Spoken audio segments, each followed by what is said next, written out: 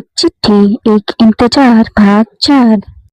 पिछले भाग में आपने देखा कि कोर्ट के बीचों बीच एक पुरानी डायरी सामने आई और करण ने दावा किया कि विराज और अवनी की जिंदगी एक ही हादसे से जुड़ी हुई है। लेकिन क्या वह सच बोल रहा था या फिर यह एक नई साजिश थी? इन सभी सवालों का जवाब जानने के लिए देखिए आगे की कहानी एक चिट्ठी एक इंतजार के भाग 4 में। पूरा कोर्ट रूम शांत था। जज ने धीरे धीरे वह पुरानी डायरी खोली। डायरी के पहले पन्ने पर लिखा था, अगर यह डायरी कभी किसी के हाथ लगे तो समझ लेना कि मैं शायद जिंदा नहीं हूँ, लेकिन मेरी यह आखिरी इच्छा है कि सच दुनिया के सामने जरूर आए। डायरी पढ़ते ही पूरा कोर्ट एकदम शांत हो गया। जज ने आगे पढ़ना शुरू किया। उस रात आर्यवीर सिंह की कार का एक्सीडेंट नहीं हुआ था, बल्कि उनकी हत्या की साजिश रची गई थी। यह सुनते ही अन्वी और विराज दोनों एक दूसरे को देखने लगे। डायरी में आगे लिखा था, मैं आर्यवीर सिंह का ड्राइवर था।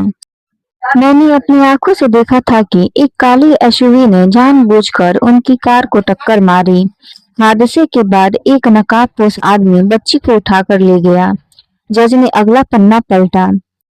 मैंने उस आदमी का चेहरा देख लिया था। उसका नाम था। पूरा कोर्ट अपनी सांसें रोक कर बैठा था।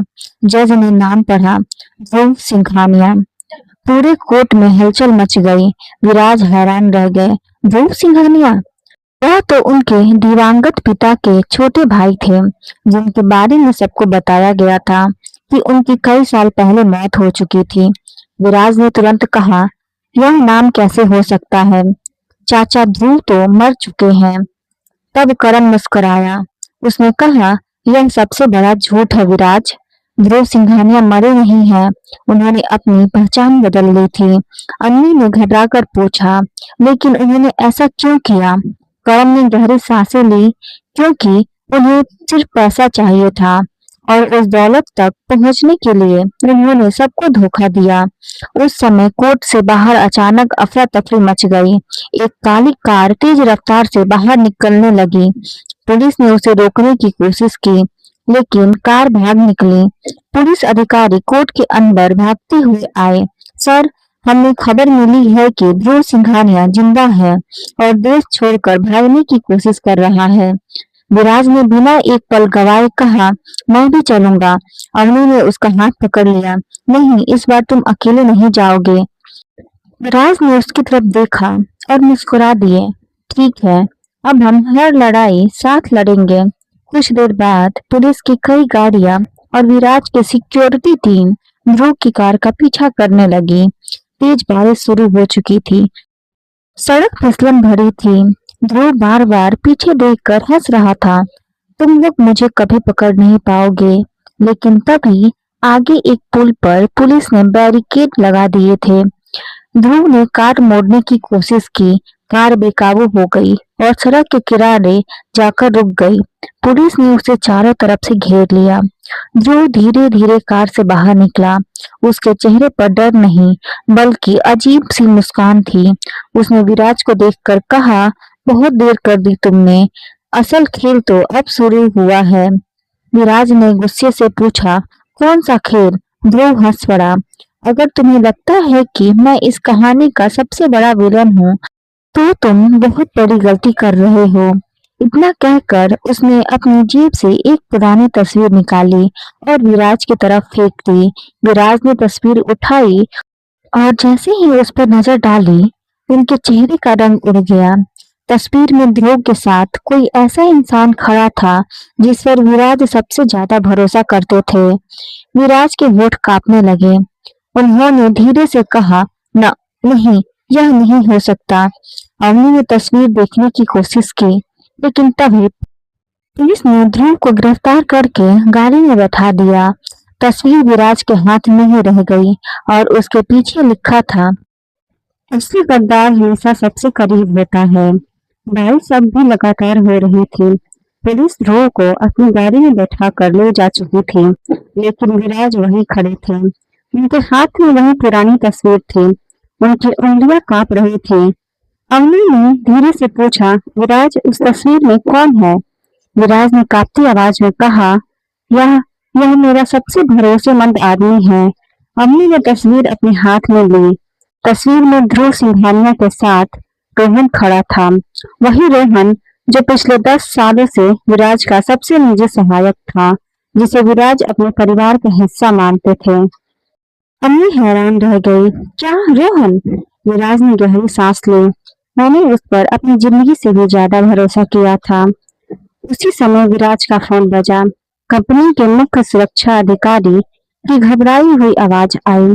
सर, रोहन ऑफिस से सारे गोपनीय दस्तावेज लेकर गायब हो गया। विराज की मुठ्ठियां भींच गई। अब सब कुछ साफ हो चुका था। उधर रोहन शहर से बाहर एक पुराने गोदाम में पहुंचा। वह बेचैनी से किसी का इंतजार कर रहा था। कुछ देर बाद एक काली एसयूवी वहां आकर रुकी। उसमें से एक महिला उतरी। उसका चेहरा काले घूंघट से ढका हुआ था। रोहन ने मुस्कुराकर कहा, मैडम, ध्रुव पकड़ा गया। महिला मुस्कुराई। कोई बात नहीं, ध्रुव सिर्फ एक मुहरा था। असली खेल अब शुरू होगा। उधर विराज और अम्मी पुलिस स्टेशन पहुंचे। ध्रुव पूछताछ कक्ष में बैठा हुआ था। विराज ने गुस्से में पूछा, रोहन कहाँ है? ध्रुव जोर से हंसने लगा। तुम आज भी नहीं समझे विराज? रोहन मेरा आदमी नहीं था। वह तो किसी और के लिए काम करता है। विराज चौंक गए। किसके लिए? ध्रुव ने मुस्कुराते हुए कहा, उस इंसान के लिए जिससे तुम कभी हार नहीं सकते। विराज ने फिर पूछा, नाम बताओ। ध्रुव शांत हो गया, फिर बोला, उसका नाम सुनोगे तो तुम्हारा दिल टूट जाएगा। इतना कहकर वह चुप हो गया। अगली सुबह रोहन की कार शहर के बाहर एक पहाड़ी रास्ते पर पड़ी मिली। कार का दरवाजा खुला हुआ था, लेकिन रोहन कहीं नहीं था। सिर्फ एक लिफाफा सीट पर रखा था। उस लिफाफे पर लिखा था, विराज सिंघानिया के लिए। विराज ने कांपते हाथों से लिफाफा खोला। अंदर एक पेन ड्राइव थी। उन्होंने तुरंत उसे लैपटॉप में लगाया। स्क्रीन पर एक वीडियो चलने लगा। वीडियो में रोहन था। वह बहुत डरा हुआ लग रहा था। उसने कैमरे की तरफ देखकर कहा, सर, अगर आप यह वीडियो देख रहे हैं तो शायद मैं जिंदा नहीं हूँ। अम्मी और विराज एक दूसरे को देखने लगे। रोहन आगे बोला, मैंने आपके साथ धोखा किया, लेकिन अपनी मर्जी से नहीं। किसी ने मेरे पूरे परिवार को बंधक बना लिया था। मुझे मजबूर किया गया। विराज की आंखें भर आई। रोहन ने आखिरी बार कैमरे की तरफ देखा। सर, अगर सच जानना है तो सिंघानिया ग्रुप की पुरानी फैक्ट्री के बेसमेंट में जाइए। वहीं आपको हर सवालों का जवाब मिलेगा। वीडियो अचानक बंद हो गया। विराज और अम्मी बिना समय गवाए उसी फैक्ट्री की ओर निकल पड़े। रात के अंधेरे में वह दोनों फैक्ट्री के बेसमेंट में पहुंचे। बेसमेंट में धूल जमी हुई थी। सालों से वहां कोई नहीं आया था। अम्मी ने टॉर्च जलाई। अचानक दीवार के पीछे से किसी बच्चे की रोने की आवाज आई। दोनों चौंक गए। विराज ने दीवार पर हाथ रखा। बाहर एक गुप्त दरवाजा था। दरवाजा खुलते ही दोनों की सांसें थम गई। अंदर एक पुराना कमरा था। कमरे की दीवारों पर दर्जनों तस्वीरें टंगी थी। हर तस्वीर में अम्मी बचपन से लेकर आज तक दिखाई दे रही थी। ऐसा लग रहा था जैसे कोई कई सालों से उसकी हर हरकत पर नजर रख रहा हो। अम्मी डर के मारे विराज का हाथ पकड़ लिया। कमरे के बीचों बीच एक कुर्सी रखी थी और उस कुर्सी पर एक पुरानी डायरी रखी थी। उसके ऊपर सिर्फ एक लाइन लिखी थी, स्वागत है। अब तुम सच के सबसे करीब पहुंच चुके हो। कमरे में चारों तरफ सन्नाटा था। विराज ने धीरे धीरे वह पुरानी डायरी उठाई। उस पर धूल की मोटी परत जमी हुई थी। जैसे ही उन्होंने पहला पन्ना खोला, उस पर लिखा था, अगर विराज और अम्मी यहाँ तक पहुंच गए हैं तो इसका मतलब है कि सच सामने आने का समय आ गया है। दोनों एक दूसरे को देखने लगे। डायरी में आगे लिखा था, मेरा नाम देव मेहरा है। मैं आर्यवीर सिंह का सबसे भरोसेमंद सुरक्षा अधिकारी था। जिस रात हमला हुआ, मैं भी उनके साथ था। युवराज ने ध्यान से पढ़ना शुरू किया। ध्रुव सिंघानिया अकेला नहीं था। उसके साथ एक और शख्स था जो पर्दे के पीछे से सब कुछ चला रहा था। वह कभी सामने नहीं आया। इसलिए कोई उसे पहचानता नहीं है। अन्वी ने घबराकर पूछा, कौन था वो?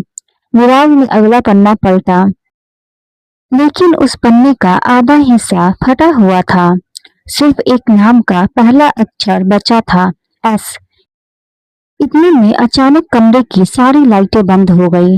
चारों तरफ अंधेरा छा गया। अम्मी डर कर विराज का हाथ पकड़ लिया। तभी स्पीकर में एक आवाज गूंजी, बहुत दूर आ गए हो विराज। विराज जोर से बोला, कौन हो तुम, जिसे ढूंढते ढूंढते तुमने अपनी पूरी जिंदगी बिता दी? अचानक सामने लगी बड़ी स्क्रीन अपने आप चालू हो गई। उस स्क्रीन पर एक आदमी काले मास्क में दिखाई दिया।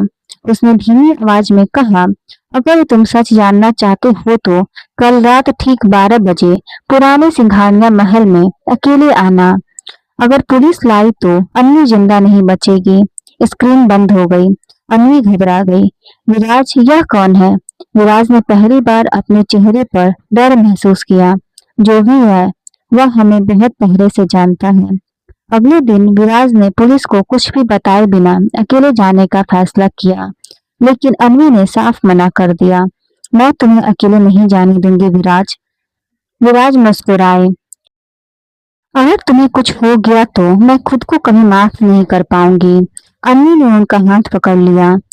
और अगर तुम्हें कुछ हो गया तो मैं कैसे जी पाऊंगी? दोनों कुछ पल एक दूसरे को देखते रहे। रात के ठीक 12 बजे विराज पुराने सिंघालिया महल पहुंचे। महल पूरी तरह सुनसान था।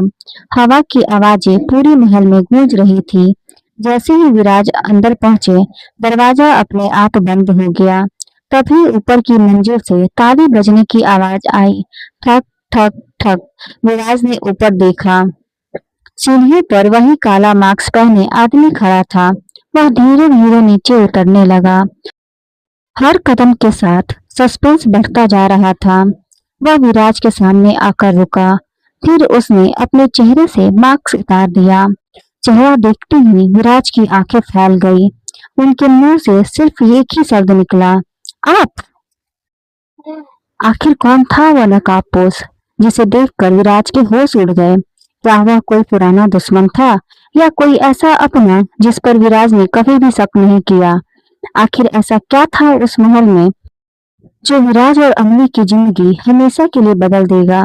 इन सभी सवालों का जवाब जानने के लिए देखिए एक चिट्ठी एक इंतजार के भाग 5 में।